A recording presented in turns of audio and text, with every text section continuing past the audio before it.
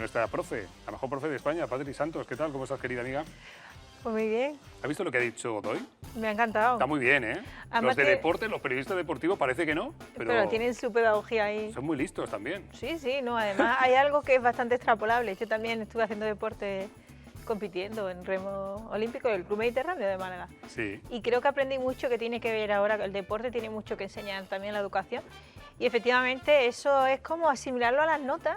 Esto hay que no olvidarse. Las familias cuando dice...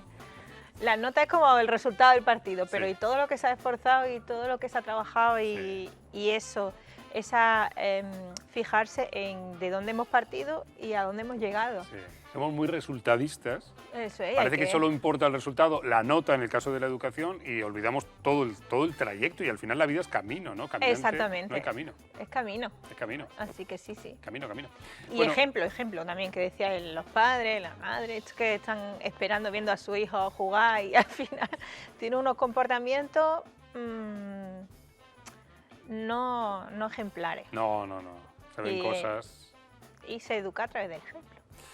Bueno, ya sabéis que con Patricia Santos hablamos de educación, de la buena educación. Y hoy traéis un tema que me gusta mucho, y es que la educación...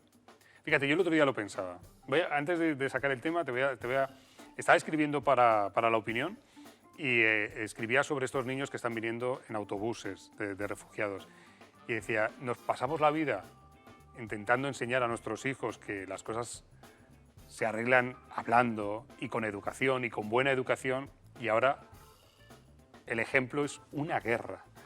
¿Cómo educamos a nuestros hijos para evitar guerras? Es un poco el tema de hoy. ¿Cómo se hace esto? Eso es, yo creo, viendo todo lo que estaba pasando, ¿no? Y parece que vamos pasando de una a otra en este mundo últimamente, hay que revisar y repensar cosas.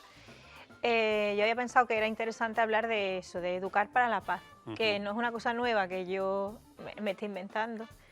Lo dijo Montessori, María Montessori, ya en 1937, y que intentó frenar esos movimientos, esas guerras que vivimos, y parece que no ha tenido el calado que debe. Y yo creo que es muy importante educar para evitar este tipo de circunstancias. ¿Y cómo se hace? Le decía Paulo Freire, ¿no?, que la educación no cambia el mundo, pero sí cambia a las personas que van a cambiar el mundo.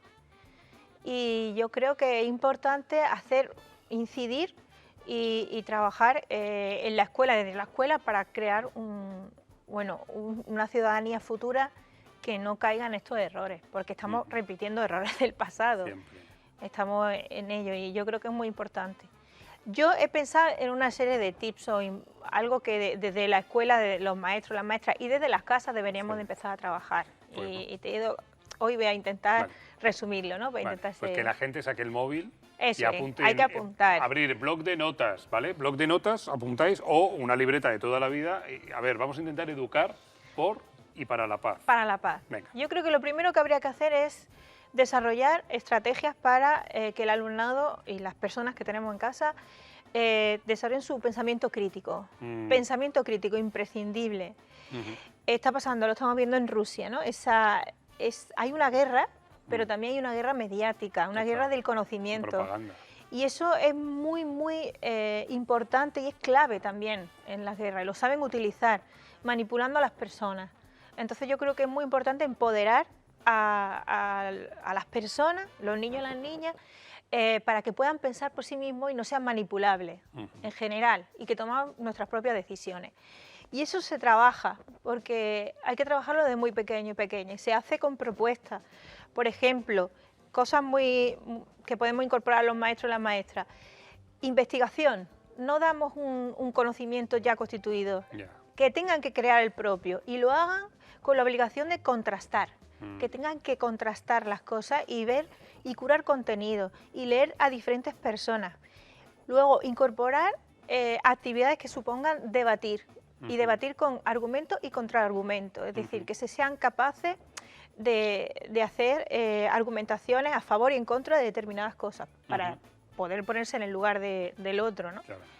Y desarrollar las destrezas de pensamiento a través de rutinas, está puesto por ahí. Esa es un proyecto de la Universidad de Harvard, Proyecto Cero, que lo que ha intentado es resumir una serie de actividades que facilitan las destrezas de pensamiento. Y ahí, pues, entre ellas está lo de considerar diferentes puntos de vista, razonar y también darse cuenta de que no hay verdades absolutas.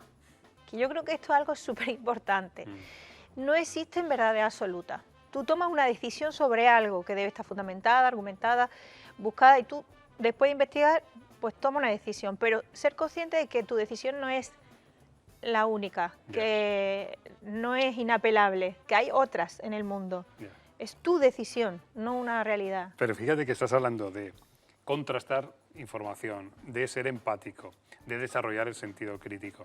Es que esto vale para los niños, pero para los mayores, que vivimos en burbujas, claro, donde al final solamente buscamos información para confirmar nuestra propia opinión y seguimos reafirmándonos en ella y en esa burbuja en la que vivimos.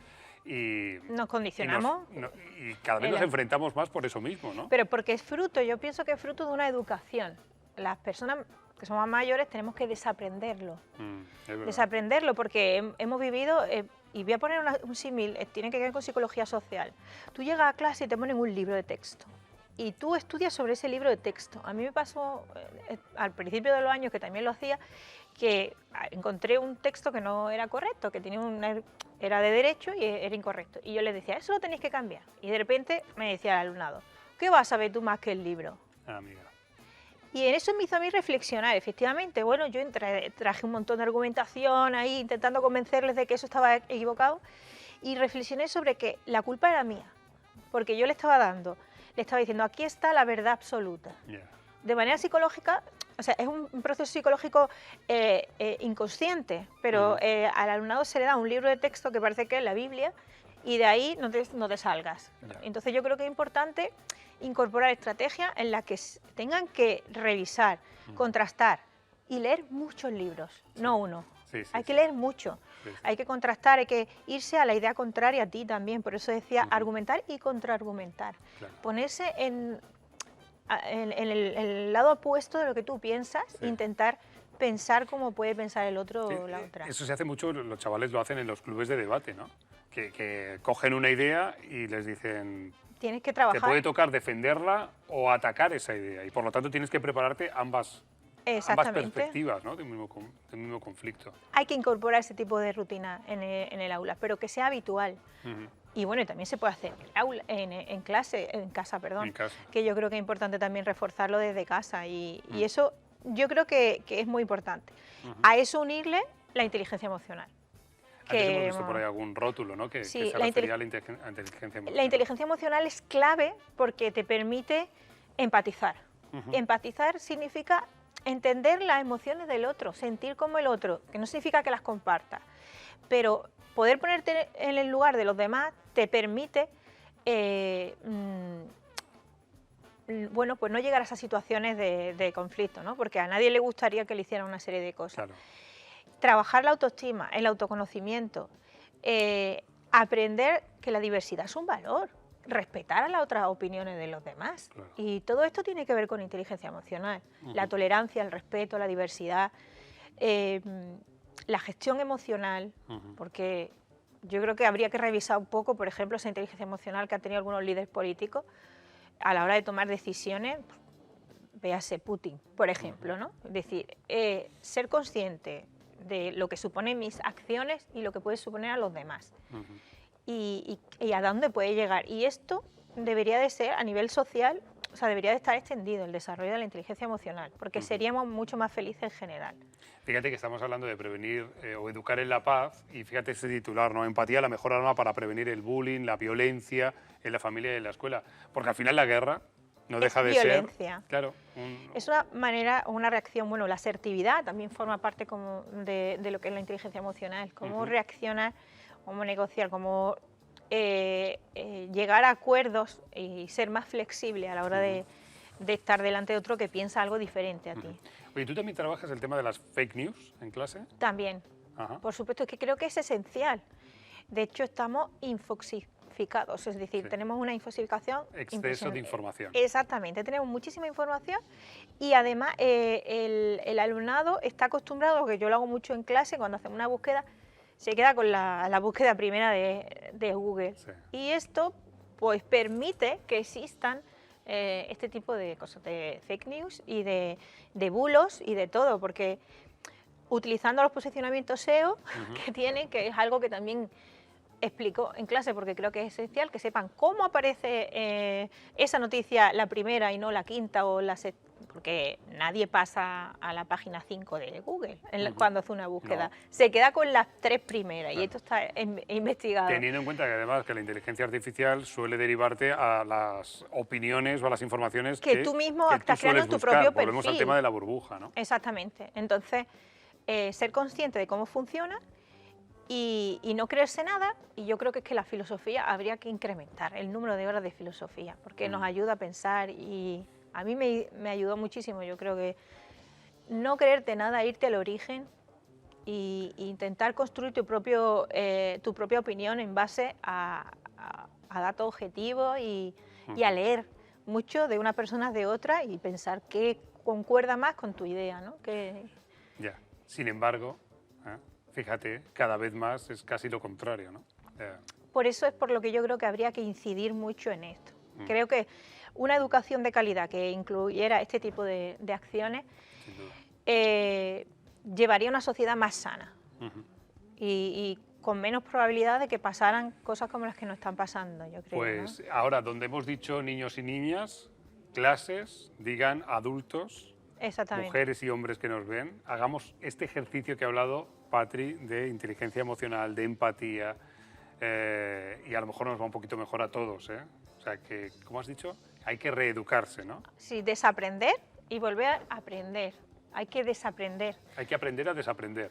Decía Chomsky, hay que desaprender lo que ya tenemos aprendido de manera innata, que no nos damos cuenta, que no lo hemos reflexionado, reflexionar y reaprender, que es difícil, pero se consigue, porque nuestro cerebro es plástico, eso lo dice la neurociencia, somos capaces de ser lo que queramos. Está claro. Así que hay que ¿Tú te reaprender. imaginas que algún día, gracias a profesoras como tú, o a papá y a mamás que cambian la madera, a lo mejor algún día resulta que hay una generación y dos generaciones y no hay guerras? Eso sería maravilloso. Yo creo que sí sería posible, extendiéndolo, porque te das cuenta de cómo son capaces de cambiar en poco tiempo. Yo creo que si la escuela incidiera en eso, lo que pasa es que no sé si les conviene a determinados fuerzas, intereses políticos, fuerzas, bueno, económicos, muchas veces más que políticos casi.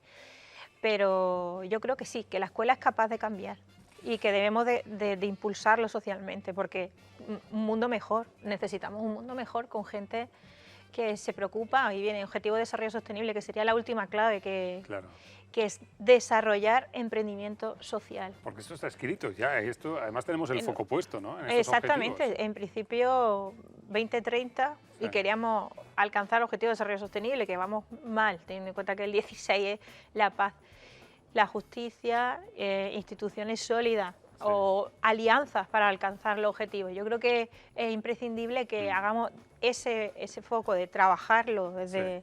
Además poniendo nuestro pequeño granito de arena. Yo cuando lo hacemos en clase me dicen, maestra, pero nosotros cómo vamos a ayudar a conseguir el fin de la pobreza, ¿no? O hambre cero. Bueno, pues existen metas y hay que ir aportando socialmente y se pueden hacer muchos proyectos relacionados con esto que permitan ir mejorando el mundo cada vez un poquito más. Ahí tenemos los objetivos. Es complicado, ¿eh? Fíjate que el primero es el fin de la pobreza. El segundo es el hambre cero. Madre mía. Educación de calidad, el 4. Igualdad de género, no te digo nada y te lo digo todo. Y el 16 es justo el tema de hoy. Paz, justicia e instituciones sólidas. Hoy hemos querido hablar con Patricia Santos de Educar por y para la paz, en este tiempo que dedicamos en la tele a hablar de educación, de buena educación. Patricia Santos, ¿qué tal tienes el resto del día y el resto de la semana, amiga? Pues complicado. Sí, tú también. Sí, no, porque formación para docentes, que también imparto formación para docentes, pues voy a ir con un grupo de compañeros y compañeras esta tarde a intentar crear un proyecto chulo para otro centro educativo. Y bueno, y el proyecto con mi alumnado que no lo podemos dejar, que no estamos parados, yo he hecho horas ya por todos los lados. Así que voy doblando por la mañana las clases y por las tardes, intentando extender esta idea, que creo que es importante. Pues fíjate que en un rato vamos a hablar sobre alumnos que hacen cosas también fantásticas. En la Universidad de Málaga se han inventado una desaladora de bajo coste, low cost, que podría ser la solución en Málaga para la sequía. Y lo han hecho en la UMA. Vamos a hablar de eso en un momento, así que no te lo pierdas. Patri, gracias. Patricia Santos. A ti. Un placer, como siempre.